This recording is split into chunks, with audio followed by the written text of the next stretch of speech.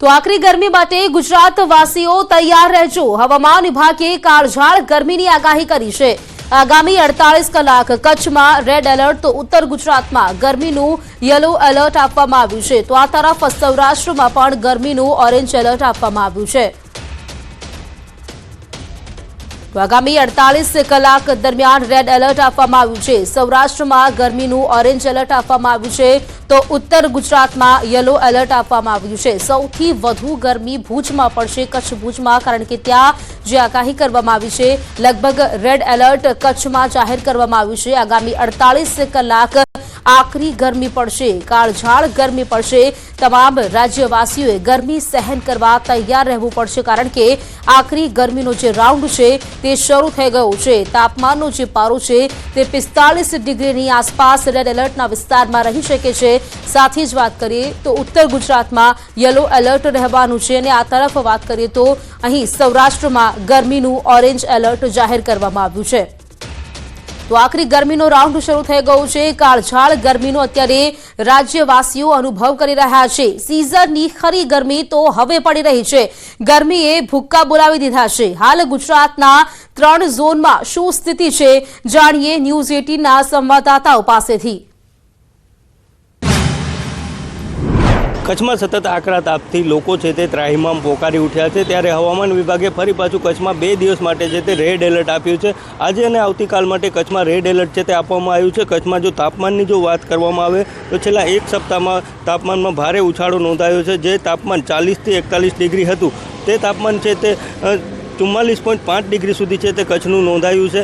બીજી બાજુ જો હવામાન વિભાગે જે રીતે રેડ એલર્ટ આપ્યું છે, ત્યારે લોકોને પણ સાવચેત રહેવા અપીલ કરવામાં આવી છે, અને લોકોને છે તે બપોરના સમયે ઘરની બહાર કામ વગર ન નીકળવું જોઈએ, અને વધુ પડતું છે તે ઠંડા પીણાનો ઉપયોગ કરવો જોઈએ। જે રીતે હાલ હવામાન વિભાગે 2 દિવસ માટે રેડ એલર્ટ આપ્યું છે, ત્યારે 45થી 46 ડિગ્રી તાપમાન છે તે જાય તેવી શક્યતા હાલ વર્તાઈ રહી છે।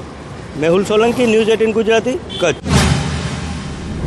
એપ્રિલ માસના પ્રારંભથી જ ગરમીનો પ્રકોપ જોવા મળી રહ્યો છે। ઉત્તર ગુજરાતમાં આંકડો 40 પાર ગયો છે। દ્રશ્યો તમને બતાવીશ કે જે પ્રકારે બપોર દરમિયાન રસ્તાઓ સુમસામ થઈ જતા હોય છે। આ સાથે જ ગરમીના પ્રકોપ વચ્ચે હવામાન વિભાગ દ્વારા જે આગાહી કરવામાં આવી છે કે ઉત્તર ગુજરાતમાં યલો એલર્ટ પણ જાહેર કરવામાં આવ્યો છે। સાથે જ લોકોને કામ સિવાય બહાર ન નીકળવામાં પણ સલાહ આપવામાં આવી છે। એટલે કે કહી શકાય કે જે પ્રકારે ઉનાળાનો જે પ્રકોપ, ગરમી વધી રહ્યો છે, તાપ વધી રહ્યો છે, તેના કારણે લૂ લાગવાના પણ કેસોમાં વધારો જોવા મળી રહ્યો છે। ગઈકાલથી જે ગરમીનો પ્રકોપ વધ્યો છે, તેના કારણે લોકો પરેશાન થયા છે, અને સાથે જ જે પ્રકારનો માહોલ જોવા મળી રહ્યો છે જિલ્લામાં, તેના કારણે વાતાવરણ ગરમાયું છે, અને જે યલો એલર્ટ આપવામાં આવ્યું છે તેના પછી લોકો બહાર ન નીકળે તેવી સલાહ પણ આપવામાં આવી છે। હાર્દિક પટેલ, ન્યૂઝ 18 ગુજરાતી, અરવલ્લી।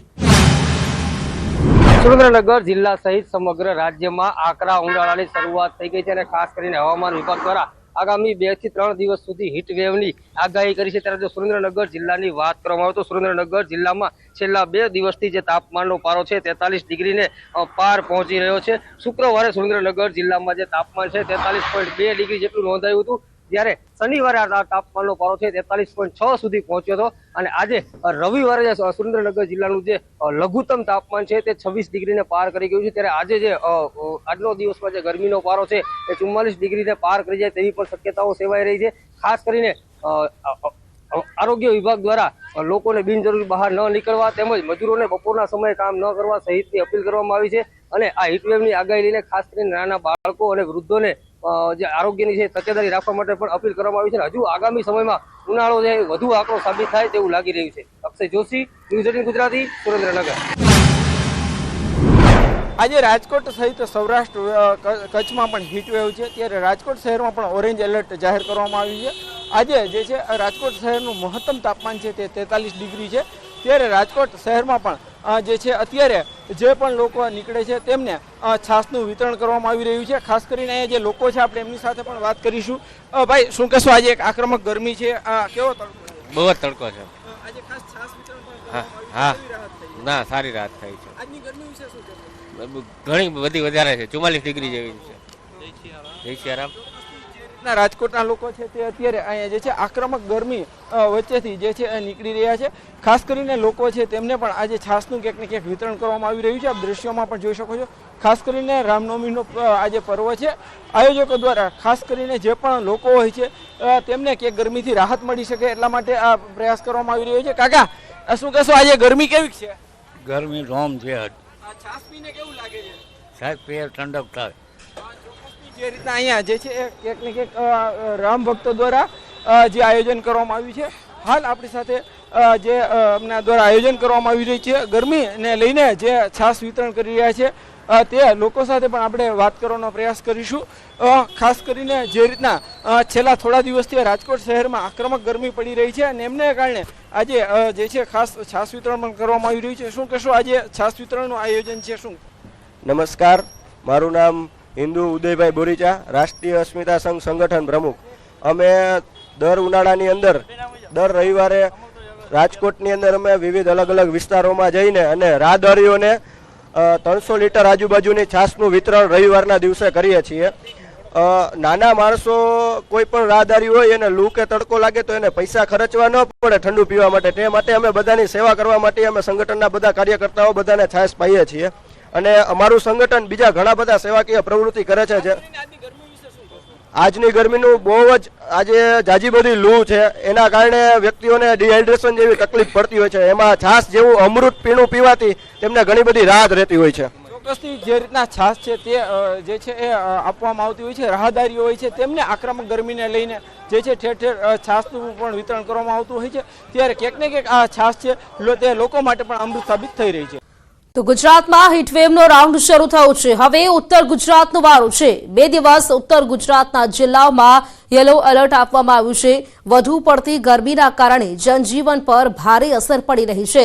બપોર પડતા જ રસ્તાઓ સૂમસામ થઈ રહ્યા છે, તો આરોગ્ય વિભાગ પણ સતર્ક થઈ ગયું છે. આરોગ્ય વિભાગે સગર્ભાઓ, વડીલો અને નાના બાળકોને સાવચેત રાખવા માટે અપીલ કરી છે. હવામાન વિભાગની આગાહીને લઈને સાબરકાંઠા જિલ્લો પણ તપી રહ્યો છે. હાલ તો સાબરકાંઠા જિલ્લામાં 40થી લઈને 42-46 ડિગ્રી સુધી ગરમીનો પારો ઊંચકાય તેમાં નવાઈ નહીં. ખાસ કરીને અત્યારના સમયે જે રસ્તાઓ સુમસામ બાકી રહ્યા છે, હજી તો આંકડો ઉનાળો બાકી છે, શરૂઆતના સમયે જ ગરમીનો પારો ઊંચકાઈ રહ્યો છે. આ ઉપરાંત જે રસ્તાઓ છે સુમસામ બાકી રહ્યા છે. અત્યારે હાલ જ આ ગરમીનો જે પારો છે તે બતાવી રહ્યો છે, તો આવનારા સમયમાં કેટલો પારો પહોંચશે એ તો જોવું જ રહ્યું. પરંતુ અત્યારે જે આરોગ્ય વિભાગ છે, આરોગ્ય વિભાગ પણ લોકોને ગરમીથી બચવા માટે જણાવી રહ્યું છે. ખાસ કરીને ઘરના ઠંડા પાણી પીવા જોઈએ, તો સુતરા કાપડા પહેરીને જ બહાર નીકળવું જોઈએ.